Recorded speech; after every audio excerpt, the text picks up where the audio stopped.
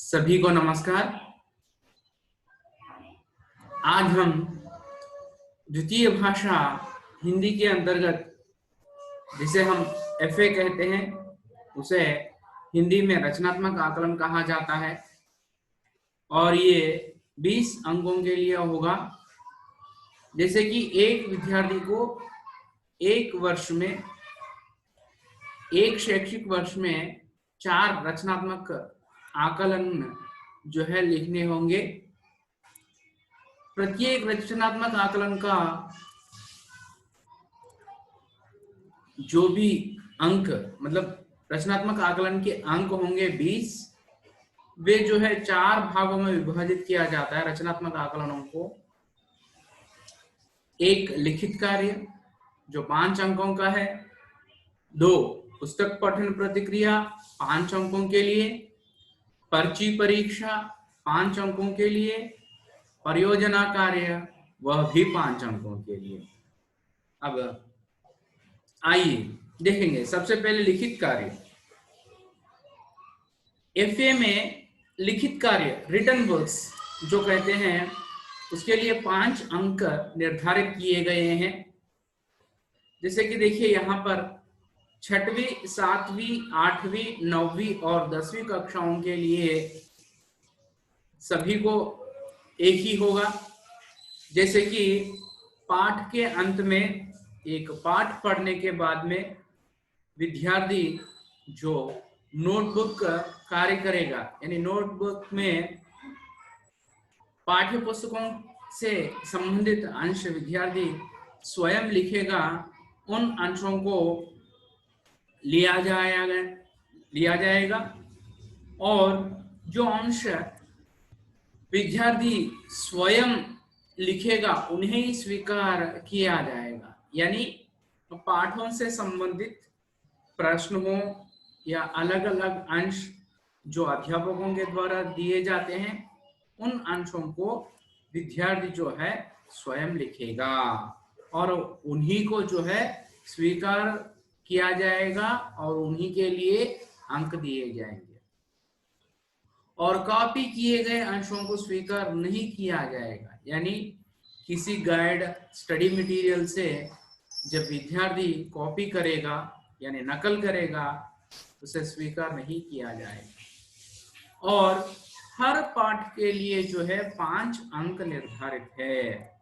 अध्यापक जो है 5 अंकों में से विद्यार्थी जो अंक प्राप्त करेगा वे अंक देने होंगे। और अगर एक रचनात्मक आकलन के लिए 3 पाठ पढ़ाए गए तो 3 पाठों के लिए 5-5-5 अंक जो है निर्धारित किए जाएंगे। मतलब 5 अंकों के लिए विद्यार्थी जो अंक पाएगा, मतलब उदाहरण के लिए किसी पाठ में 4 अंक पाएगा, किसी पाठ में 5 अंक पाएगा और किसी पाठ में 3 अंक पाएगा। तो जैसे कि अभी जो पाठ में विद्यार्थी 5 अंक पाया है, उन्हीं 5 अंकों को जो है परीक्षा में लिया जाएगा। यानी दर्ज करने के लिए रचनात्मक आकलन 1 में दर्ज करने के लिए जो अधिक अंक विद्यार्थी ने प्राप्त की है, उन्हीं अंक को लिया जाता है। तो इस प्रकार लिखित कार्य यानी नोटबुक वर्क्स, नोटबुक में जो विद्यार्थी स्वयं लिखा है, उन अंकों को यहां हम रचनात्मक आकलन के लिए लेते हैं।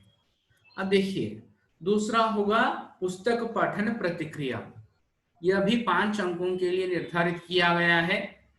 अब सबसे पहले देखिए यहाँ 6वीं कक्षा के लिए, 6वीं कक्षा के लिए FA1 यानी रचनात्मक आकलन 1 के लिए विद्यार्थी को यह करना होगा कि कोई एक नया चित्र बनाना होगा या तो फिर चित्रों से संबंधित शब्द बोलेगा और कुछ अपने विचार प्रकट करेगा छात्र।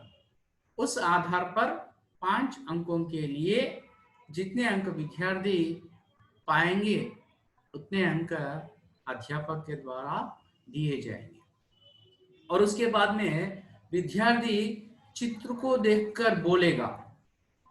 उसी प्रकार से जो FA1 यानी रचनात्मक आकलन में चित्र को देखकर विद्यार्थी जो बोलेगा उसे भी स्वीकार किया जाएगा और उसी आधार पर अंक दिए जाएंगे।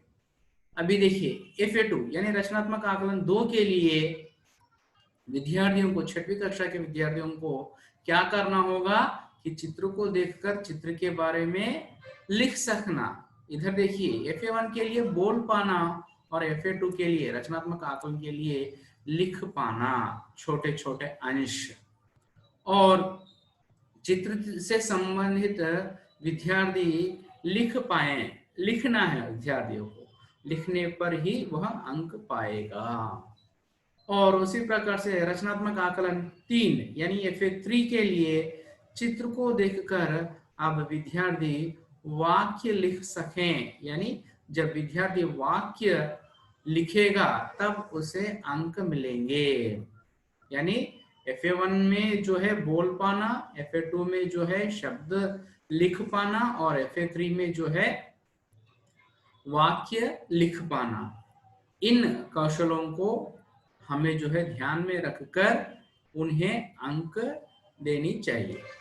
और FA4 के लिए, 6वीं कक्षा के विद्यार्थियों के लिए चित्रों को देखकर और समझकर एक अनुच्छेद लिख सके। अनुच्छेद का मतलब इधर एक छोटा सा अनुच्छेद, 2-3 पंक्तियों का अनुच्छेद जब विद्यार्थी लिखेंगे तो वे अंक जो है पाएंगे। ऐसा हम उन्हें तैयार करें। और इस आधार पर हम कह सकते हैं कि विद्यार्थी FA4 तक जब आएगा, FA4 तक, रचनात्मक 4 तक जब आएगा, तब तक जो है वर्ष के अंत तक वह विद्यार्थी कुछ न कुछ लिख पाए। ऐसा हमें जो है करना होगा। अब 7वीं कक्षा के लिए पुस्तक पठन प्रतिक्रिया क्या होगा कि 6 से लेकर 8 पंक्तियों के जो है कहानियों को चुनने के लिए कहना है छात्रों को। और सभी रचनात्मक आकलनों के लिए FA1, 2, 3, 4 के लिए अंक विभाजन, मतलब एक कहानी विद्यार्थी स्वयं चुनेगा और उस कहानी को इस प्रकार से जो है लिख सकना, यानी लिखेगा, विद्यार्थी लिखेगा। कि पहले अंश में देखिए पुस्तक का विवरण, यानी पुस्तक का नाम, लेखक का नाम आदि लिख पाना, आदि लिखना। और स्रोत कहाँ से लिया है विद्यार्थी ने, यह भी उसे लिखना होगा कि मैंने यह पुस्तक पुस्तकालय से प्राप्त की है। ऐसा एक वाक्य जो है विद्यार्थी को लिखना होगा। और समीक्षा लिखने के लिए, यानी समीक्षा का मतलब इधर ये जो है विद्यार्थी 7वीं कक्षा का है तो समीक्षा अधिक नहीं लिख पाएगा, तो उस कहानी से विद्यार्थी ने क्या सीखा, क्या उसने जो है अवलोकन किया है, ऑब्जर्व किया है, यह जो अंश जो है 3-4 वाक्यों में उसे लिखना होगा। 3-4 वाक्य या तो फिर 2-3 वाक्यों के 2 अनुच्छेद, छोटे छोटे अनुच्छेद उसे लिखना होगा। और उसके बाद में कक्षा में प्रदर्शन करने के लिए 2 अंक विद्यार्थी को मिलेंगे। जो भी पुस्तक पठन प्रतिक्रिया 7वीं कक्षा से लेकर 10वीं कक्षा तक होगा, उसे जो है जो अंश विद्यार्थी ने चुना है उसे कंपलसरी जो है कक्षा में प्रदर्शन करना होगा। चाहे वह छात्र कैसा भी हो, वह बोल पाए या न बोल पाए, फिर भी कुछ ना कुछ उसे बोलना ही होगा और बोलने से ही उसे जो है 2 अंक मिलेंगे।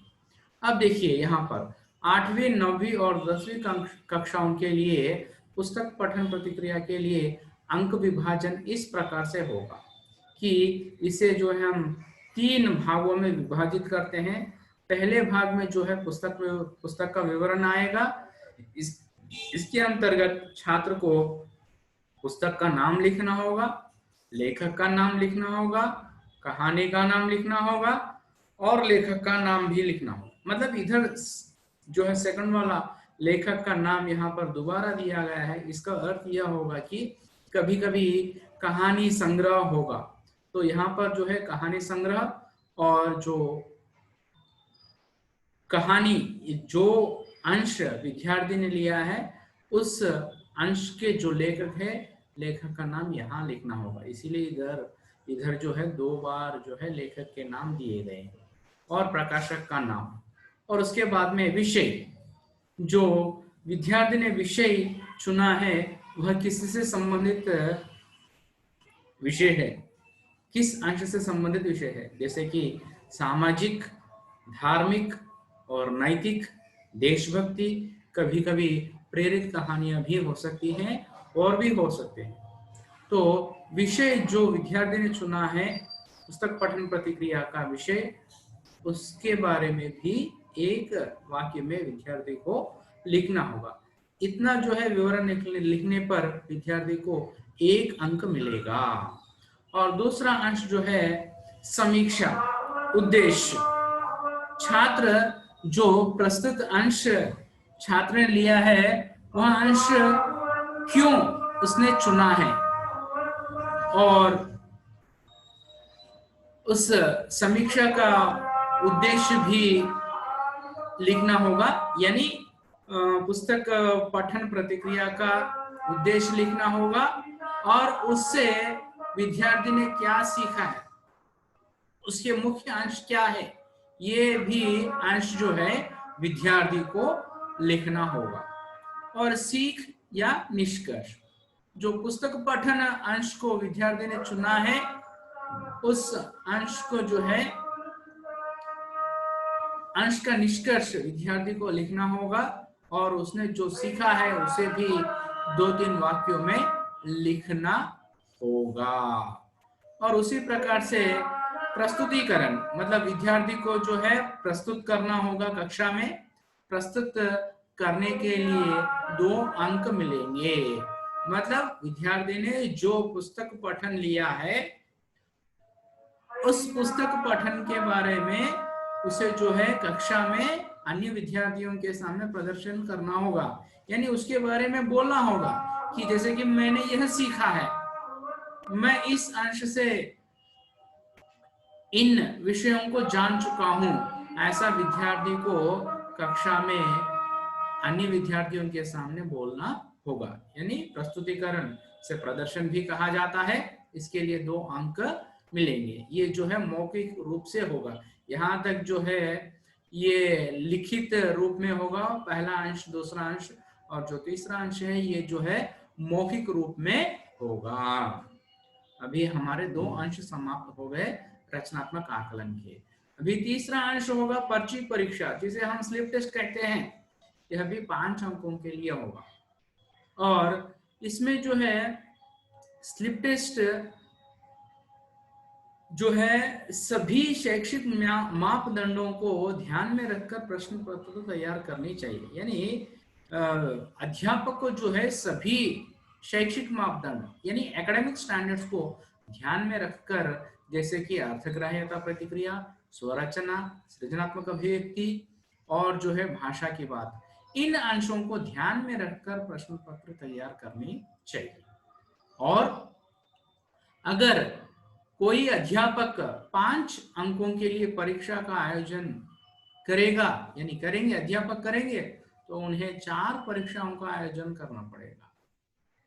और उसी प्रकार अगर कोई अध्यापक 10 अंकों के लिए परीक्षा का आयोजन करना चाहे तो उन्हें जो है 2 परीक्षाओं का आयोजन करना होगा। अगर कोई अध्यापक एक ही परीक्षा का आयोजन करना चाहा तो उन्हें जो है 20 अंकों के लिए अगर परीक्षा का आयोजन करना चाहा तो एक ही परीक्षा का आयोजन करेगा तो चलेगा। तो इस प्रकार जो है पर्ची परीक्षा यानी स्लिप टेस्ट हम जिसे कहते हैं उसे जो है 3 प्रकारों से आयोजन कर सकते हैं। अगर 5 अंकों के लिए तो 4 परीक्षाएं, अगर 10 अंकों के लिए तो 2 परीक्षाएं, अगर 20 अंकों के लिए परीक्षा का आयोजन कर रहे हैं तो 1 परीक्षा जो है एक रचनात्मक आकलन के लिए काफी होगा।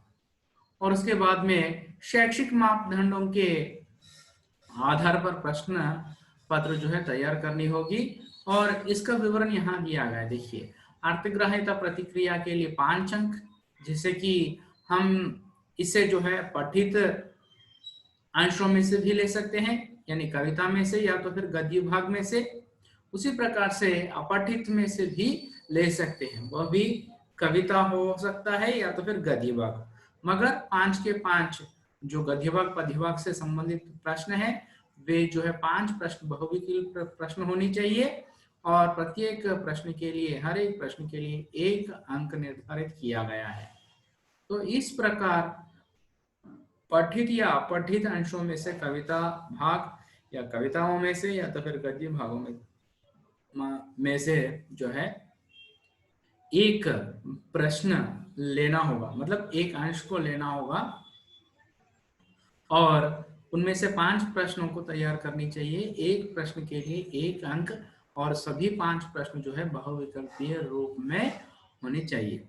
और उसके बाद में देखिए, दूसरा भाग जो है स्वरचना का भाग होगा, जो पाठ्य पुस्तकों के आधार पर बनानी चाहिए।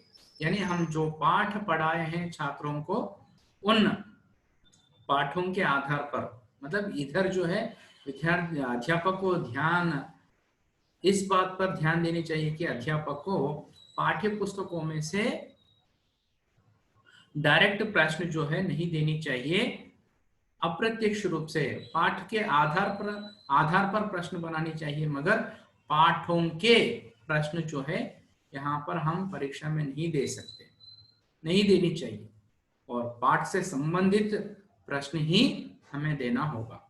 और ये जो है 6 अंक, ये 6 अंक जो है 6 में से 3 प्रश्न भी दे सकते हैं, 2 प्रश्न भी दे सकते हैं, ये जो है अध्यापक पर निर्भर होगा। और जो है उसके बाद में सृजनात्मक अभिव्यक्ति, जैसे कि पत्र लेखन, निबंध, नारे, घटना वर्णन, वार्तालाप, संवाद, पोस्टर तैयार करना आदि जो सृजनात्मक अभिव्यक्ति के अंश है, उन अंशों से आपको 4 अंकों के लिए प्रश्न पत्र तैयार करनी चाहिए। और उसके बाद में भाषा की बात में ये जो है हम 5 अंकों के लिए होगा भाषा की बात। ये जो है भाषा की बात में शब्दों से संबंधित, यानी शब्दभेद, व्याकरण, ऐसे जो है अंशों में से भी ले सकते हैं। और वाक्यों से संबंधित व्याकरणांशों को भी लेकर हम प्रश्न तैयार कर सकते हैं, प्रश्न तैयार करनी होगी। और ये जो है 5 अंकों के लिए यहाँ पर भाषा की बात के जो है प्रश्न हमें तैयार करनी है। और उसके बाद में चौथा अंश होगा रचनात्मक आकलन में परियोजना कार्य। परियोजना कार्य जो है 5 अंकों के लिए। अब देखिए, 6वीं कक्षा के लिए परियोजना कार्य FA 1, 2, 3, 4 के लिए विद्यार्थियों को पाठ्य पुस्तकों के अंश जो है वो अंशों के अनुसार करनी होगी, मतलब देनी होगी अध्यापक को। और 7वीं कक्षा के लिए FA 1, 2, 3, 4 के लिए जो पाठ्य पुस्तकों में अंश दिए गए हैं, परियोजना कार्य दिए गए हैं, उन परियोजना कार्य को आधार बनाकर अध्यापक को देना होगा। और जो यहाँ पर अंक विभाजन जो है अध्यापक विद्यार्थियों के स्तर के अनुसार, अंश के अनुसार ये जो है निर्धारित करने चाहिए। और उसके बाद में 8वीं, 9वीं, 10वीं कक्षाओं के लिए परियोजना कार्य जो है उसे जो है इस प्रकार से दे सकते हैं कि पाठ्य पुस्तकों के आधार पर अध्यापक दे सकता है। और उसके बाद में सबसे पहले इधर अंक विभाजन जो है इस प्रकार से होगा कि विषय, विद्यार्थी ने जो विषय चुना है वह क्यों चुना है से लिखना होगा, और विषय का नाम भी विद्यार्थी को जो है लिखना होगा। और संकलन, कहाँ से विद्यार्थी ने इसे संकलित किया है इसके लिए, और विवरण लिखने के लिए। और उसके बाद में उद्देश्य, छात्र प्रस्तुत अंश को ही क्यों चुना है इसके लिए। इन तीनों अंशों के लिए, तीनों विषयों के लिए 1 अंक विद्यार्थी को मिलेगा। और उसके बाद में परियोजना लेखन, मतलब जो रिपोर्ट जो उसने प्रोजेक्ट वर्क ली है उस के बारे में विद्यार्थी संक्षिप्त रूप में लिखे, चाहे वह 3-4 वाक्यों के 2 अनुच्छेद हो या तो फिर 5-6 वाक्यों का एक अनुच्छेद हो। प्रोजेक्ट वर्क नोट जो इम्पोर्टेंट पॉइंट्स थे उन्होंने विद्यार्थियों ने जो उन्होंने ऑब्जर्व किया है, अवलोकन किया है, उसे परियोजन लेखन कहते हैं लिखने के लिए। वह विद्यार्थी को लिखना होगा, उससे जो है विद्यार्थी को अंक मिलेंगे 2। मतलब साथ साथ सीख या निष्कर्ष भी विद्यार्थियों को लिखना होगा। सीख और निष्कर्ष भी जब विद्यार्थी लिखेगा तो 2 अंक पाएगा। इन दोनों अंशों के लिए विद्यार्थी को 2 अंक मिलेंगे और प्रस्तुतिकरण यानी कक्षा में प्रदर्शित करने के लिए विद्यार्थी को 2 अंक मिलेंगे। तो इस प्रकार इन अंशों को ध्यान में रखकर जब विद्यार्थी पुस्तक पठन प्रतिक्रिया हो या तो फिर अन्य अंश जो भी है इन्हें ध्यान में रखकर करेगा, लिखेगा, तब वो जो है अधिक से अधिक अंक प्राप्त कर पाएगा और रचनात्मक आकलन जो है यहाँ यहाँ हमने बताया है, यहीं तक ये जो है समाप्त होगा। धन्यवाद।